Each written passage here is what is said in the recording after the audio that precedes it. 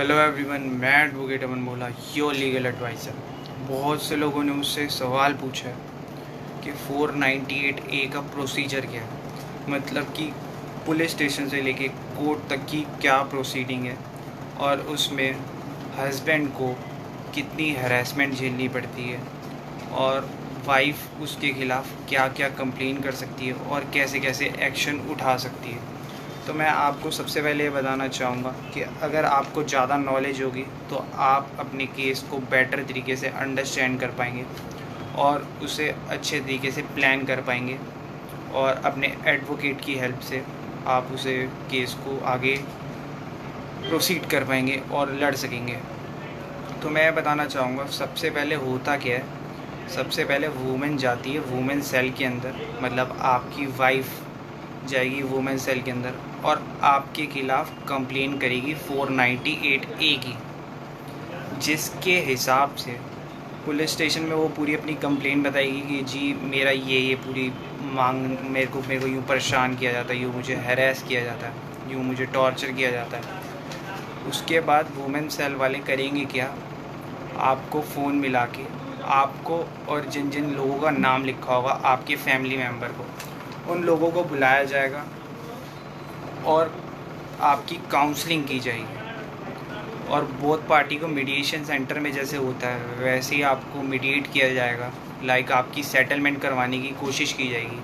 आपकी वाइफ के बारे में आपसे मतलब आपके बयान लिए जाएंगे, आपकी वाइफ से आपके बारे में बयान लिए जाएंगे और कोशिश की जाएगी कि आपके मैटर को वहीं पुलिस स्टेशन के अंदर वुमेन सेल के अंदर सुलझवा दिया जाए, मतलब सॉल्व करवा दिया जाए। और कोशिश करेंगे कि अगर वो वहाँ सॉल्व हो जाए तो ठीक। पहला पॉइंट तो ये हो गया कि पहली पुलिस में जाके वुमेन कंप्लेन कर देगी आपकी वाइफ। सेकंड पॉइंट में ये आएगा कि अगर आपका सेटलमेंट नहीं हो रहा होगा तो पुलिस क्या करेगी, हस्बैंड के ख़िलाफ़ और हस्बैंड के ख़िलाफ़ और जो साथ में उसकी फैमिली मेम्बरों का नाम लिखा गया होगा, वुमेन ने लिखा होगा, उसके ख़िलाफ़ कंप्लेन कर देगी और एक FIR दर्ज कर देगी जब वो देखेगी कि सेटलमेंट नहीं हो रहा। पहला वाला पॉइंट में जो आपको मैंने बताया वो पॉइंट 2 से 3 महीने तक लग सकते हैं। पुलिस क्या करेगी, आपको हफ्ते हफ्ते की डेट देगी और मीडिएशन की तरह सॉल्व करवाने की कोशिश करेगी। जब वो देखेगी कि सॉल्व नहीं हो रहा तो वो हस्बैंड के ख़िलाफ़ चार्ज फ्रेम कर देगी उस स्टेटमेंट के हिसाब से और उसके ख़िलाफ़ FIR कर देगी। उसके बाद हस्बैंड को उस चीज़ के अंदर बहुत सारी हरासमेंट झेलनी पड़ सकती है। 2 से 3 महीने तक परेशान होना पड़ सकता है जब वो उसे बुलाया जाएगा, हैरेस करा जाएगा। क्योंकि वुमेन सेल में होता ही है कि हस्बैंड अपने एडवोकेट को भी नहीं लेके जा सकता, हस्बैंड को अकेला जाना पड़ता है और लाइक उसके फैमिली मेम्बर को जिन जिन को बुलाया जाता है उन सबको अकेला जाना पड़ता है। तो वो सब जाएंगे और आप सबको हैरेसमेंट झेलनी पड़ सकती है। और जब आपके ख़िलाफ़ FIR हो जाएगी तो फिर आपको एंटीसिपेटरी बेल लेनी पड़ेगी। क्योंकि अगर आपकी वाइफ ने आपके ख़िलाफ़ कोई मतलब तगड़े आरोप लगाए होंगे, लाइक कि मतलब जो बहुत, मैं कहना चाहूँगा कि मतलब जो आरोप अगर प्रूफ कर दें और जिनके ख़िलाफ़ आपको बेल नहीं मिल सकती या बहुत हरेसमेंट झेलनी पड़ सकती है, तो आपको उसके ख़िलाफ़ एंटीसिपेटरी बेल लेनी पड़ेगी। कोर्ट से और पुलिस स्टेशन आपको दोनों में मिल जाएगी वहाँ, और वो बहुत ईज़िली मिल जाती है। तो आपको एंटीसिपेटरी बेल लेनी पड़ेगी।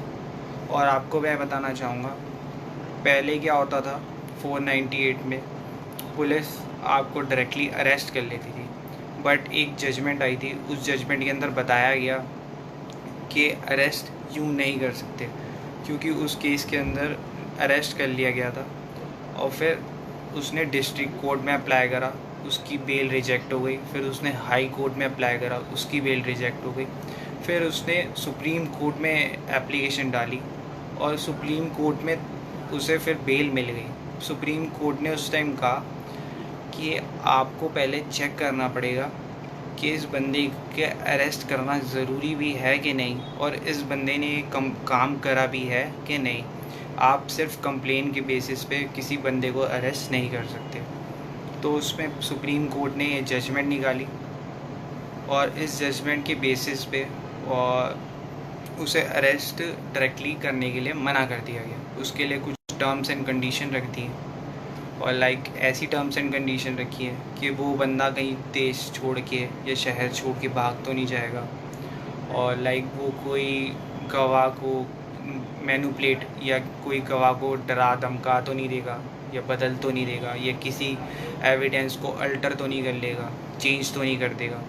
ऐसी चीज़ें आई तो फिर वो इन्वेस्टिगेशन पे डायरेक्टली बेल अरेस्ट करना मना हो गया, और तब से अब कंप्लेन के बेस पे अरेस्ट नहीं किया जाता 498A के अंदर। ठीक है, उसके बाद नेक्स्ट प्रोसीजर आता है इन्वेस्टिगेशन का। उसके बाद जब FIR हो जाती है तो पुलिस को पूरी अथॉरिटी मिल जाती है इन्वेस्टिगेशन के। फिर पुलिस का क्या रोल होता है, पुलिस इन्वेस्टिगेट करती है, बोथ पार्टीज़ की स्टेटमेंट लेती है, और उसकी वाइफ से पूछा जाएगा कि आपके पास बिल्स क्या हैं, जो भी है पूरी इन्फॉर्मेशन कलेक्ट करेगी पुलिस। पूरी इन्फॉर्मेशन कलेक्ट कर लेगी, और पूरी इन्फॉर्मेशन कलेक्ट करने के बाद उस बंदे के ख़िलाफ़ चार्जशीट फाइल कर देगी। चार्जशीट फाइल करती है पुलिस हस्बैंड के ख़िलाफ़ और उसकी फैमिली मेम्बर के ख़िलाफ़, जिन जिन लोगों का नाम लिखा जाता है उनके ख़िलाफ़ चार्जशीट फाइल करेगी।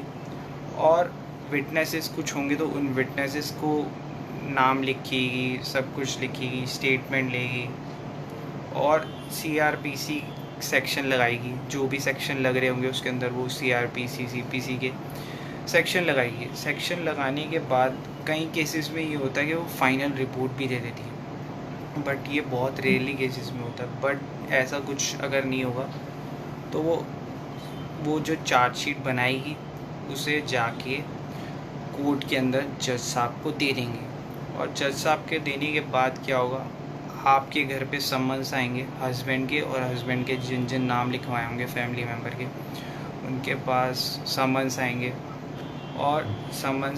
और उन्हें कोर्ट बुलाया जाएगा।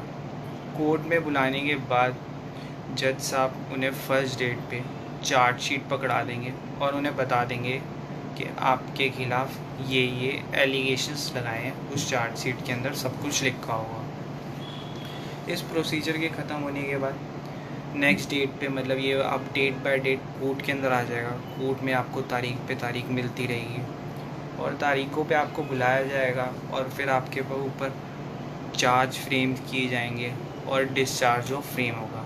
उसके अंदर ये होगा कि कोर्ट में आपको बुलाया जाएगा और आपके ख़िलाफ़ एलिगेशन लगाए जाएंगे, ठीक है, उस चार्जशीट के हिसाब से। और आपका एडवोकेट, एक्यूज पार्टी का एडवोकेट, हस्बैंड का एडवोकेट जो होगा वो उसके ख़िलाफ़ डिबेट करेगा और उन चार्जेस को हटवाने की कोशिश करेगा। जो चार्जेस वो हटवा सकेगा। चार्जेस हटने के बाद अगर हट पाएंगे तो ये प्रोसीडिंग हो जाएगी। इसके नेक्स्ट स्टेप में वो हो गया प्रोसिक्यूशन एविडेंस होगा। प्रोसिक्यूशन एविडेंस के अंदर होता क्या है, वाइफ की विटनेसेस, वाइफ की गवाही ली जाती है, और वाइफ की गवाही ली जाएगी। और वाइफ की गवाही लेने में करेंगे क्या कि वाइफ से पूछा जाएगा कि आपके ख़िलाफ़ क्या क्या परेशान करते थे, कैसे कैसे आपको हरास करते थे, कैसे कैसे दहेज मांगते थे, ये क्या क्या करते थे। और इसका भी ना एक पूरा प्रोसेस होता है कि सबसे पहले वाइफ को बुलाया जाएगा। ये पूरा प्रोसेस की तरह प्रोसेस है, ऐसे ही नहीं है कि पहले किसी और की गवाही हो जाएगी, किसी और की गवाही हो जाएगी। इसमें सबसे पहले वाइफ की गवाही होती है, उसके बाद अगर कुछ लोग हैं तो उनकी गवाही होती है, और सबसे एंड में IO की गवाही होती है। तो IO की भी गवाही होगी। एंड में सबका पूरा प्रोसीजर की तरह वो बताएंगे, और उसमें क्रॉस एग्जामिनेशन करेगा हस्बैंड का एडवोकेट, और हस्बैंड का एडवोकेट उनसे बहुत सारे सवाल पूछेगा, और उसको पूरा जज साहब के सामने किया जाएगा, और वो पूरा रिटर्न में आपके सामने लिखा जाएगा। और इसे कह देंगे चीफ़ ऑफ एविडेंस भी कहते हैं, इसे chief of examination of chief भी कहते हैं इसे। तो एग्ज़ामिनेशन ऑफ चीफ़ होगा, इसे एग्ज़ामिनेशन ऑफ चीफ़ का प्रोसेस भी कहते हैं। इसमें पूरी गवाही होगी, और जो भी वाइफ अपने डिस्प्यूट्स जिस पीछे हो रहे हैं वो सब एक्सप्लेन करेगी। उसके बाद क्या होता है, उसके बाद होता है स्टेटमेंट ऑफ एक्यूज लिए जाते हैं अंडर सेक्शन 313 CRPC के। इसके अंदर एक्यूज्ड यानी हस्बैंड को मौका मिलता है अपनी सफाई, अपने बचाव में कुछ बोलने का, कि लाइक जो वुमेन ने, लाइक उसकी वाइफ ने जो भी उस हस्बैंड के ख़िलाफ़ चार्जेस लगाए होंगे, तो हस्बैंड को इस टाइम मौका मिला जाएगा कि आप अपनी सफाई में कुछ बोलें और लाइक अपने बारे में कुछ अगर सफाई देना चाहते हैं या किसी बात को गलत करना चाहते हैं तो उसे प्रूफ करें। तो ये एक अगली डेट पर प्रोसेस होगा। उसके बाद होता है डिफेंडेंट एविडेंस। इसे कहते हैं opposite of prosecution of evidence. इसमें क्या होता है कि हस्बैंड के एविडेंस सबसे पहले होते हैं, मतलब हस्बैंड की गवाही होगी, मतलब हस्बैंड ओरल या रिटन में दोनों ही कर सकते हैं। तो ओरल वे में बोलेगा अपने बारे में कि जी मेरे को अपनी वाइफ से ये प्रॉब्लम है, ये इसने झूठ बोला है, जो भी वुमेन के ख़िलाफ़ ये होगा। और हस्बैंड के बाद जिन जिन लोगों का नाम लिया जाएगा उन सब के एविडेंस होंगे, और उनसे सबके एविडेंस होने के बाद इसे क्रॉस एग्ज़ामिनेशन होगा उसके।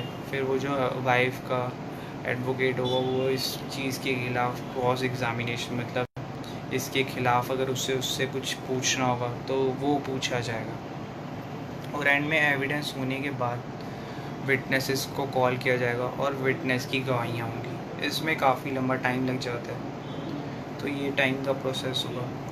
इसमें आप अपनी प्रोटेक्शन के लिए, मतलब लाइक आप अपने ना पूरी गवाहियाँ देते हैं, गवाहियों का प्रोसेस होगा। उसके अगले स्टेप में फ़ाइनल आर्ग्यूमेंट होगी। फ़ाइनल आर्ग्यूमेंट में दोनों एडवोकेट एक दूसरे के खिलाफ़ आर्ग्यू करेंगे, जजमेंट पेश करेंगे, और जजमेंट पेश करने के बाद फाइनल स्टेप आएगा। बोथ एडवोकेट जजमेंट पेश करने के बाद जज जो होगा इसमें अपना निर्णय दे देगा, एक्विटल या जो अगर उसे छोड़ रहा है या उसे सज़ा मिलेगी, वो जज अपना निर्णय दे देगा। और ऐसे प्रोसेस होता है पूरा 498A का, जिसके अंदर पूरी पुलिस स्टेशन से लेके कोर्ट तक की एक कार्रवाई होती है। इसमें कई बार साल, 2 साल, 3 साल भी लग सकते हैं। ये डिपेंड करता है आपके केस के ऊपर और इसमें कितने लोग हैं और लाइक क्या प्रोसीजर है। ये आपका एडवोकेट ही आपको बता पाएगा कि ये कितने टाइम में सॉल्व हो पाएगा। बाकी अगर आपके कोई डाउट्स या कोई कमेंट्स या कुछ भी आप इसके बारे में मुझसे पूछना चाहते हैं या अपना भी आपका कोई क्वेश्चन है तो आप मुझसे कमेंट्स में पूछ सकते हैं। मैं कोशिश करूँगा कि आपको आपकी हेल्प कर सकूँ। तो ऐसे ही वीडियो देखते रहें मेरे। Thank you.